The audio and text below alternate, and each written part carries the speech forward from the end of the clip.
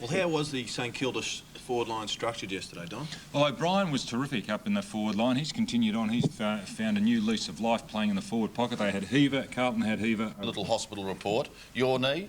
Yeah, I'm no worries. No excuses with mine. Well, now, what about Deasley? He spent most of the day on the left foot yesterday. I mean, is he in a situation where that knee is not going to get any better? Well, I don't know a lot about it. He's got he's had a sore knee all year, but he's just had a problem with it last week, and I think he chose just to use his left foot more than normal, and just to look after that right leg. Well, just before I throw you to the Wolves, what was said in the coach's room after the game? It's very upset, Pargo, as you can imagine. We had a shower and had a meeting for about 15 minutes afterwards. Not happy because we had a chance to consolidate our spot in the finals, and we didn't do it. Sticks, what about in the last few weeks, some of the younger blokes like Chris Dew and Sexton, Ratton, those sort of blokes have been terrific, particularly at Subi a few weeks ago. They just dropped down a little, finding it a bit more difficult to maintain consistent form?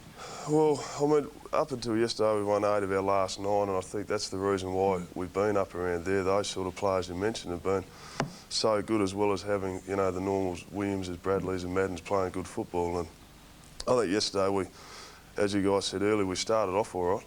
And I reckon that intensity just dropped that fraction, and this year's proven if you're not up at that high level throughout a game, you can get done by anyone, and I think that's what happened yesterday. Stephen, was David critical of your mental approach or your physical approach to the ball, or just lack of all over?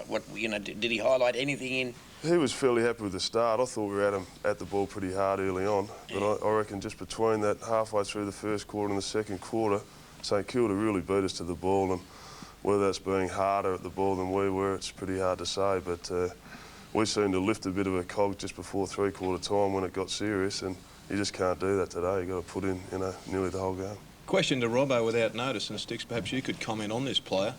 You said before that the big fellow Lockett was a disruptive influence. Well, you've got to have everybody... Look, if there's 42 blokes at a club, you've got to have them all focused on one idea. They've got to join in social functions. They've got to be prepared to turn up and be disciplined, a la the goal-kicking award that he was supposed to be given at Waverley, and he turned up late. Look, Tony Lockett's a great player. I've got no argument about that. But if Ken Sheldon was appointed coach at St Kilda to get unity, and he brings Peter Hudson and Kelvin Moore, characters that have been from successful clubs, he's aiming at getting everyone working in the one direction. And I only have the doubt that Tony Lockett may not have that idea in mind. If you were coach, would you clear him then? Well, I think that's a big problem that St Kilda have got, because he's such a popular person with all of their supporters. Would you have him, Stephen, in your club at full forward? Oh, we'd fit him in there, I think so. Donald? Stephen, I haven't seen your team for a while, and I was critical earlier in the year that you're very predictable up forward. The two big guys, yourself, Spalding and Welsh, you had no little fellows. How long has that been in with the little fellows going down there doing a three-way swap, centre half forward, flank forward pocket, and there seems to be a rotation going on down there? Yeah, I think we changed after that North Melbourne night game when we had only Dorotich, Welsh, Kernahan, Spalding on the forward line, and it poured rain all night. And, it was about round 7 or 8. We just sort of started Spalding at centre half forward and myself at full forward, with Welsh coming on and off now and again. So we've been doing that for about the last 8 weeks, and obviously it's helped us because we've won most of our games. So. Sticks, Earl Spalding's been terrific since crossing from Melbourne. I know David Parking's a big rap for him. Is he best suited centre-half forward? Can he play centre-half back if you need be? Yeah, he went on delay late yesterday in the last quarter, and Spalding's been great. He's such a worker. He's not a carer. He goes out and takes a dozen grabs.